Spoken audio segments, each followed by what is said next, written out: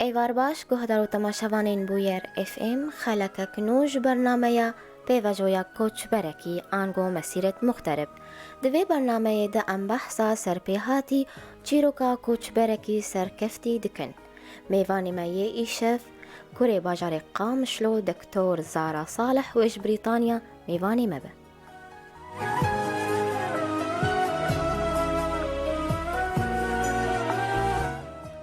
دمتا خوش به دکتور زارا تو بخیر هاتیه برنامه ما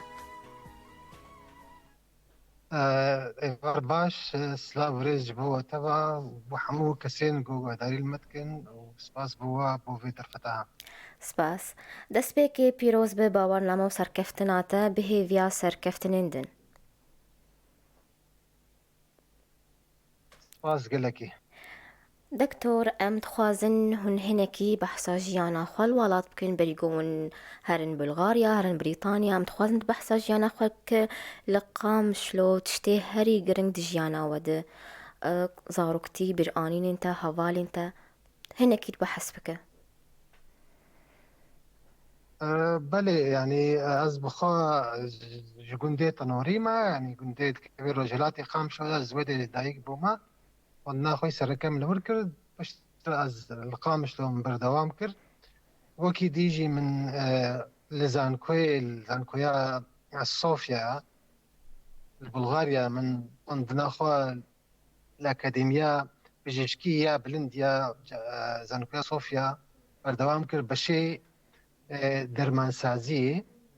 و 6 سالة از لور مام بشترى از وقراها مقام شلو من لور شخو كاريخو بردوام كد زيدية 11 سالة او بيرا از دركت ما بريطانيا جيش خو جيانا خو بردوام کرد وكا پنابريد كاري بيجي او جيانا پنابريا بەریگۆ براستي ئەم هەرن بریتانیا ئەمێ وەگەرن بلغاریا دەکتۆر بەشێ دەرمانسازی داخوازاتە بوو یان ولو هاتشتارە یان چاوا بوو تا ئەو دخواست و بخوینە بله براستي او يعني دخوازة مبو جالي كيفا ويعني ويتشا خيجي تديد بهتر هساني تربو افخون دم دالي جو ام ببي بالي بجشكيه فالي ولوي سركفتي هر بين 6 سالي خضر باسكن واز بقرها ما اقامشلو بەێ دوی هەیامی دە دەکتۆر گەلۆ کەسیالی کاریاتە کرد واری خوێندنێدە بله تديت وش اخي او ولاتن كومونيست بو بريا اريكاريا بارتي هندي هفقرتنا قلبو ام ريكر نويدي مخوند بايرا الويدي قلق خورت هون ايقو بري ما الويدي بون تان هاجي هناك الويدي هنا بيوندي ما بور هنا وانا اريكاريا مكر وما ودولتها بلغاريجي اريكاري تكر وام سركفتي بقر هنا مالي بەێ تەقالە خۆرتا کرد گەلۆ چ قاس کورد لوی وڵاتی هەبوون دەما گوتت خوند براسيل وكا ولاتن هەژمارە خوندەوانین کورد بله يعني خوندوانا بصداها بون يعني هجمارك باش خلكين روجافاي كردستان جوا باش ديجي هبو بهتر روجافاي كردستان بون ويعني اولات نولاتين بنابريه بون ثاني اولات ولاتن خوندني بون خوندنا دقدان تمام داوود كرو تتفكر هاي بەێ هەنێک بتار هەبوون خوندنا پزیشکیت خوێندن گۆ هەنێک ناف هەبن ئەمانە ناس بکەن دلقيت خوشكنا هذا مكاري دوباره بكي برسا بەێ دەکتۆر دوێی هەیامیدە دەما گوتت خوند هەنێک خۆرتێ کورد هەبوون ڕۆژ ئاوای کوردستانی بتارە هەنێک ناف هەنن تین بیراتە گوت ناوێ وەناش مارە بێژە بله قلق خورتابون وحتى هاجي بيوندية ما خوشن قلق جوانا هين القامش تود منن الديركد منن ومينا دكتور لطيف حجي مراد دكتور عبد الباسط هبو دكتور نضال هبو دكتور دلخواز هبو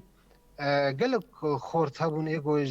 بلغاريا خلاص كرن براستي يعني هنا حمو ناين نابي حمو ناي بيرامه ئەنا هەنێک ئێگۆ بێن هاتینە بیرام بەێ پشتی ونجزانن گەهێ دەرچوون وە چ کرد و بەرێ خەدا سووری ئەم هینێکی بەحساکاری وە بکەن ژیانەوە لە سووری بکەن پشتی بلغاریا بەێ پشتی ئەز بەگەرەهام سووریش خۆ دەدیت وێ دیسە ئەز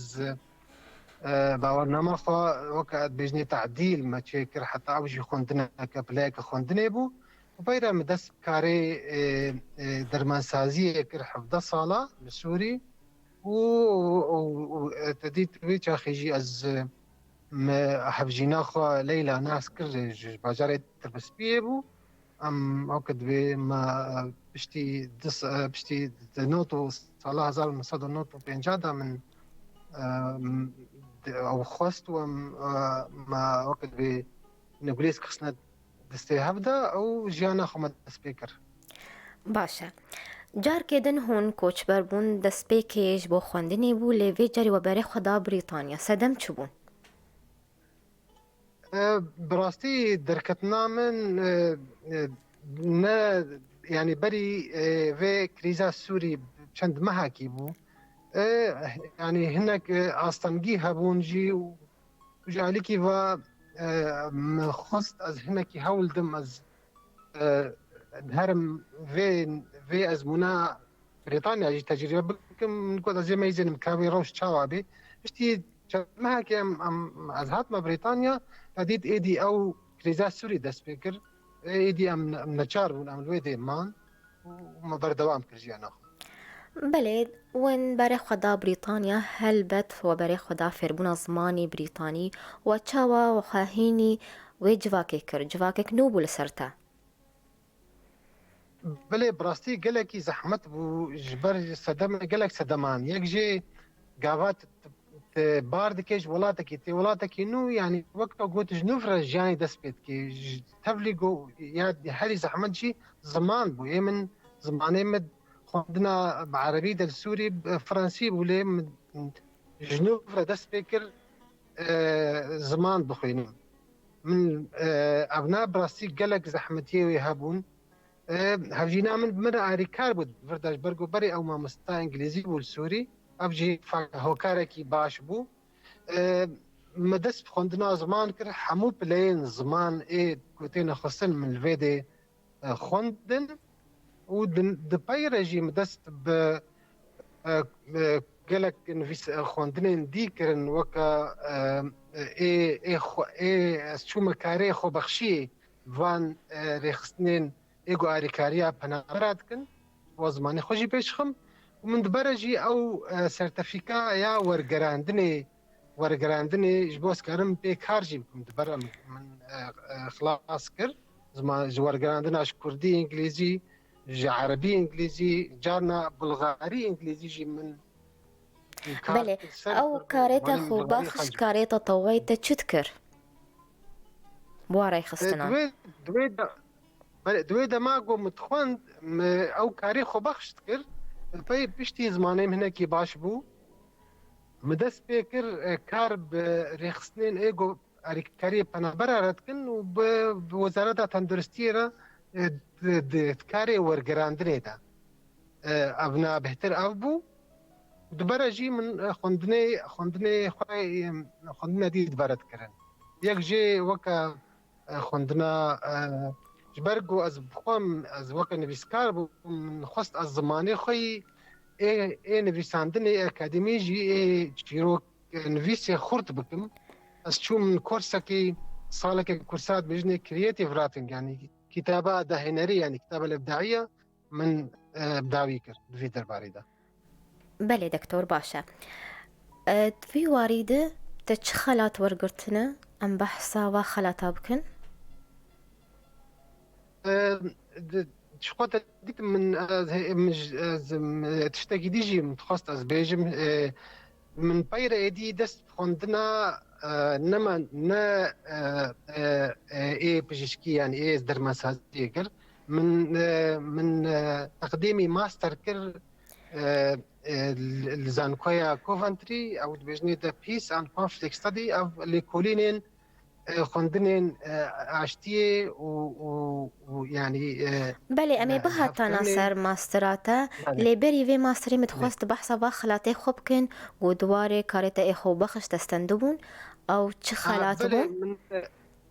بەڵێ خەلاتە وەکە کەسێکی خۆبەخش بە وێ ڕێخستنا ئینترێت بێژن یا گوارەکاریە پەنابەرات کرد زیده جارك خلاط دانم جورجو دماغ واز كت هاد ما بريطانيا من بوارا اريكاري بوارد وحتى رجعي از اريكاري بوارد كم الجور دماغ وكي ديجي ام از اندامي كوميتي كاو ديفيجن اللي بلندن هي منتدى روشنبيرية عربي لبريطانيا از سركردايت وكا سركرداي كي ويبوم من زيدي بينج سيمينار الدارخص درباري برسا كردي وقال لك برسين دين سيمينار از بشتار دبوم ابناء باشە كسين اندامي نتني عربن كردن امازيغن كسين يعني الفاولاتين عرب دجين ورده دخلات من ورقرتن خلاتك جي وقت كسيكي هاري چالاك دورده دكاري اشتيه ده وتعايش سلمي وقت برجانا اشتيانا ويا ديجي خلاتك خصنا نروجيب يا سعيب او جي سبارت افكاري من ايجو من لوي منتداي الدار خست بر باشە دکتۆر هەر سەرکەفتی بە ئەمێ بین سەر نەڤەڕۆکە و مژارە ماستراتە یاداوی ئەو چ ماستەر بوو بچی ناوی بوو مەبەستاتە ژێچ بوو بله براستی من وكا كسكي كرد الفنابريه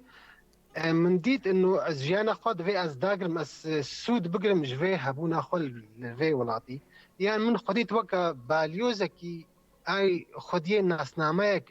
كردي في از الحموده فري حول بدم جو او ناسنامه بيد يار كرن وسكارم اري كارم وكا از بينم وكا ارككي هر كسك جو كاربي درفتاي هبي ببي اريكار بي بو دوزا كردي دا من خست دوی وارد از بهتر برگو از هناكي من حز جوي بابتي تكرفي مجارا خوندنا اكاديمي و از دور داس كاربم بهتر برسگريكا كردي دريا بريا كزانستي بريا اكاديمي دوازان كوين دجواكا بريطانيا بدم ناسين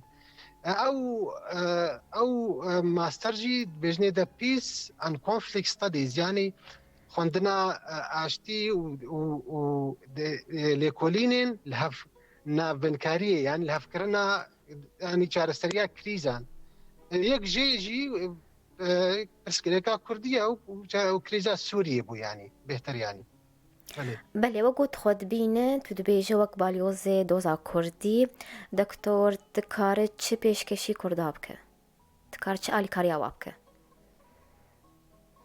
حمو واردة يعني ازي وكان منكي بين مرة درباس بقافا من او كورسا من دخون ديا كرياتيف راتن جان نفيساندنا دهنرية من دخون حموي مرة انجليز بون مظن بون بعمرجي قلق جوانا نفيسكار بون هالبسفان بون دورده يعني برياوي باش داربون عمل قلقي رولك باش ارينيبو جو برزغريكا كردي ناس بكندريان ويسانات شروك هذا تي بيرام قاباقو او بيار الكردستاني تخدان حمود هذا نجمع دلي من خوش تكرن يعني تشتكي حاله ولا تشي يعني بريا يعني نتني از بحسافتكم هر كس اكيد في او نونري ناسنامه ملتي خوبه يعني از باوري دما بەێ بەریگوام هەرن ناوبەرەکێ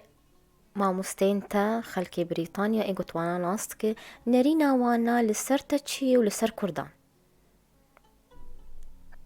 براستی يعني جواكا بريطاني جواكا كردية دسبيكيتا اگر او كسكي بياني غريب جافاغو دبينن هول جموانا او يعني او تفكيرا بري هي انه اف كسكي بناس ناك نزان تشيا بهتر ودبينن اف كسكي جوا ولا طانتين ينوي كسكي وين نخون دبي كسكي هاتيا شفقيتيه الشرباز دايا لمن جوارا داخل يكن بصورتك ديغو كرد ناو كسي جو سري ودايا بيشتي دمك بيشتي جو تناس كن بيشتي جو حمود شيد بينم تشافي خو ويش اخي دوستاني جدن باوريتين اف تشت هدي بهات اخويا كرن هالوستا وهات قارتن اف 4 سال درباس ونجبي خوندنامه حتى انها بيونديه من قلق اجواره حتى انها هيا وهر برسا كردي شوبين انه قلقي وقت ب اريكارن بدوزا مرة يعني. باشه دکتۆر ئەمەینە بەرەکی کورت بستین وەگەرن پرسیخوا.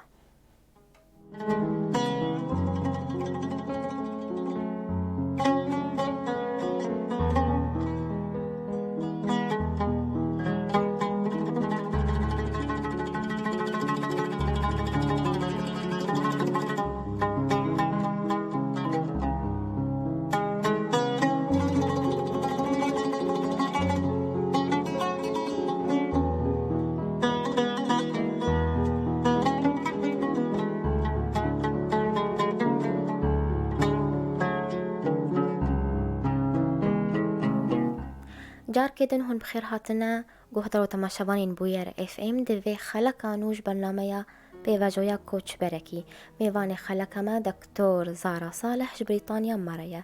جارکێدن tu بخێر هاتیە دکتۆر. سپاس. دکتۆر وەگو ئەم شۆپینن تدەژ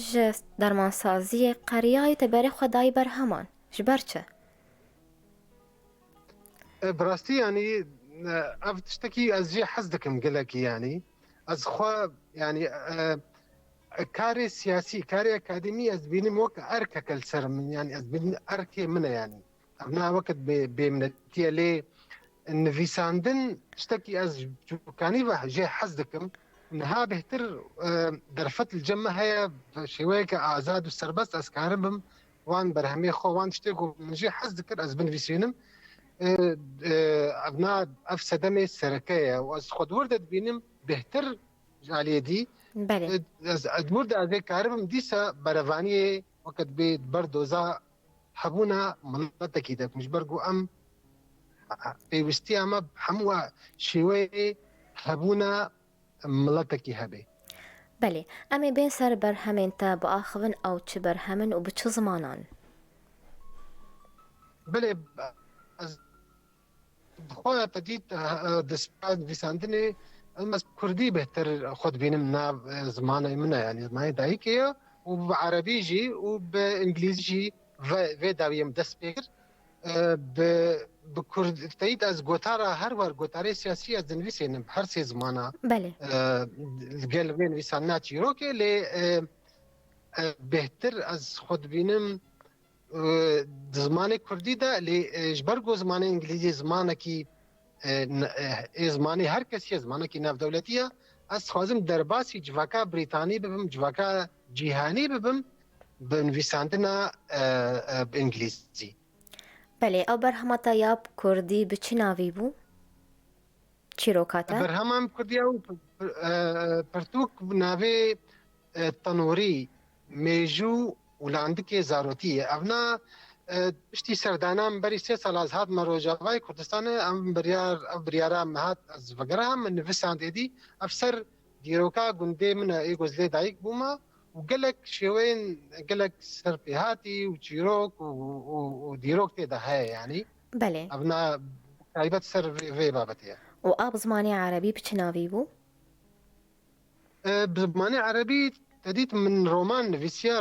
رومانا نافي بينا الفرقة 17 أبجي رومان بريد صالة دركت 2020 أو بهتر يعني رومانا بهتر لسر سوريا برسا كرديجتي ده هي وكا ملت لي بهتر السر دما بري 2011 هيا بله شورشا سوری بله وەک یەکەمین کورد گۆچیرۆکێک بە بنگلیزی نویسیە ئارمان جاواز vê nivîsandinê çi ye? Çi me bestata jê bû?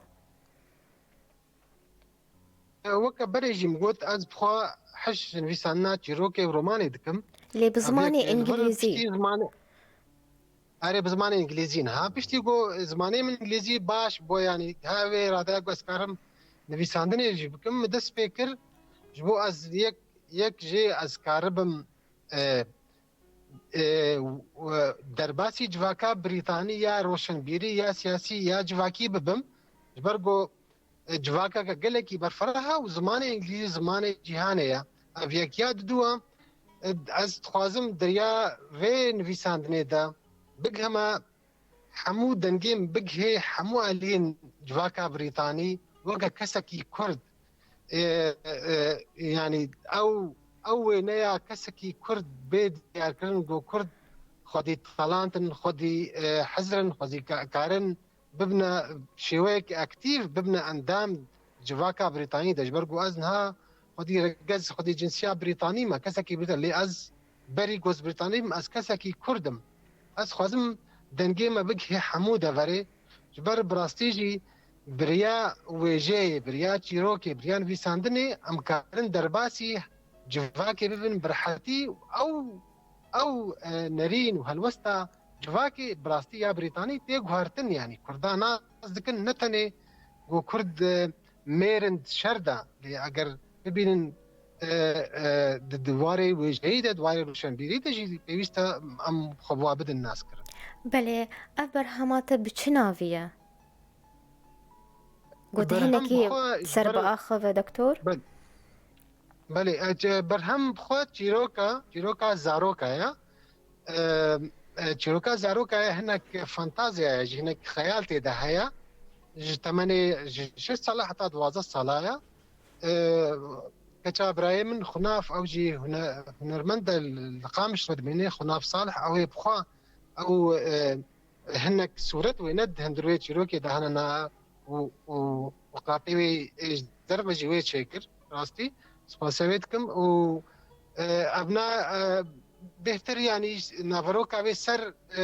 زاروكا چاوا زاروك نافا د زاروك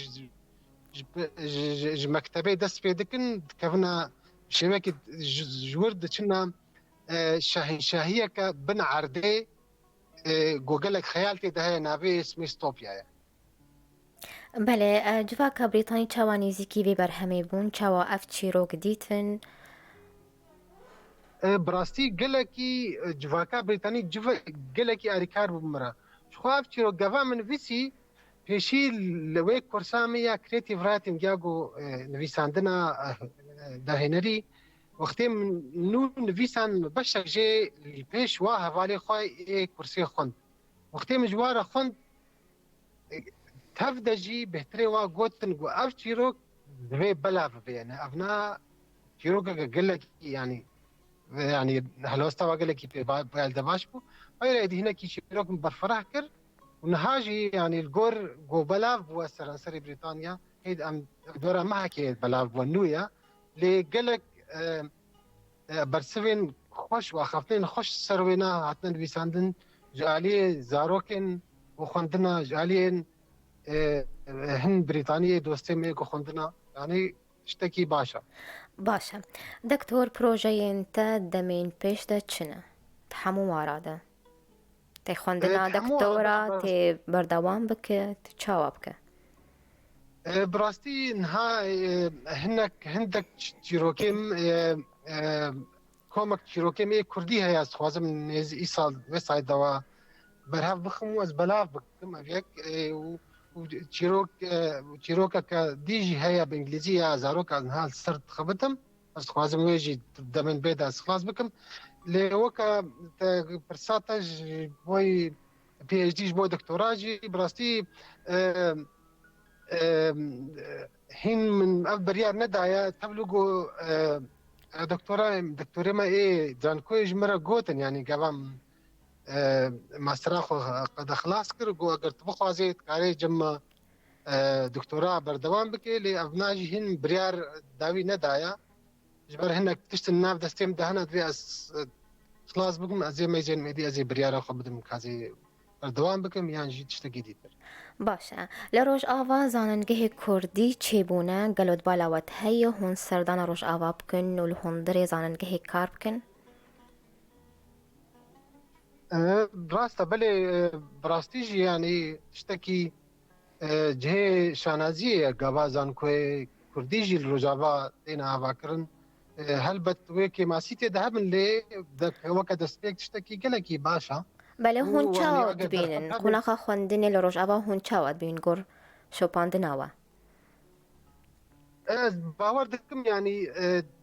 تبلو فان عسوين شر وانا از بینم گاوك ارينيا لي راستا قالك ما يجي وتذهبن لي وكا دسبيكي وتشتكي باش بي باشه جبو تواهین جوانین کرد یین برای خدانه کوچبریه هون چی شیرتا الوان دکن؟ براستي ان من شيرتا مني سركاج بوي كسيل درفت في كسيد تشي درفت في قبيبيني خديوي ولاتي خوش بير نكي دي دوي بك في نافا جواكي دا نافا درباس بنا نافا جواكي دوي بخوين خوندنجي همو بلاي خوندني بخويني ويا دوا كرد في ببن اندامن ريخستن بارتي دزگهن فا ولات اجبو كاربن درباسي بريار سياسي جواكي ببن جبو كاربن پرسگریکا خوشی الواده ورا وقت افد بی بنگه هیلینک جبو آوا کرنا لوبی که کردی مخابن حتان ها کردا جوقا صالين پنابری نکاریبون لوبی که آوا کن یعنی ببن اندامن وان پارتیا اون کارن درباسی پارلمان ببن اون کارن ببن سروک وزیر ببن وزیر اف حموجی اوا لوبی ویشوی آواد بی یعنی اف شیردا من جبو حمو کردایا بله پیام دکتر زارا صالح چیه؟ از خوازم براستی اگر دم هبه از پارچه کی کرد جوی پرتوکا خو یا تنوری بله ام هاتن داویا خلقا خوش خو پیام خو گوتنک تهب ام پی خلقا خوب داوی بکن فرموک دکتر باش براستی از گله کی سپاسیا وتکم سپاسیا بویرتکم اف برنامه و براستی تشتکی گله کی باش او ارینیش بوی پیوندین وان کسین پنابر و هندروی ولات و از دخوازم گو هر کسکی پنابر بحث بگو او باليوزي دوزا كردية باليوزي يعني الكودري بي ويادي ترج از سلاف جبوة تبا وحمو كسين جو المجهودات كن دوست واهل وحمو كسين جو ايه نها المجهودات كن تماشا دكن از تخوازم نها بشكي كن جوي برتوكا خوا يعقوب كردي من ريسان دبو بله او جي جريدايا ويسر دانامه وقدر فتحها بي غمناكي بله دکتر فرموک باشا بری ام بگهن باجاری قامشلو مریاخو بگورستانا گوندی بیاندور خست دا سردانا گورنا دیاخو بکم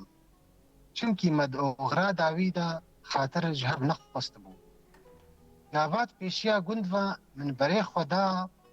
آلیه گروا جهه تربیه گوند وکا دنگکی خیرهاتن جدور و دهاتا من گاف بلزد بون تبلو گوزوی کاش بوجی و بنی پیلاوان حریا صور گرتبو یک سر از چوما سر گورنات یاخوا دی شیرینا بناوا حسر و بزروکن باران دا وینه دایکی ساغد بون مینا فیلمکی رشو سپی المالا خوا لگنده تنوری لسر جلکا الميجي رونشتبو وبدنقكي كردي وعربي تفلي هف ذكر أزجي الجنبوم وكو ويهر دقوتا من شو مات الميجا خناكي معناته سيدي تيما بخورة ببي بهشتي من ليد فقران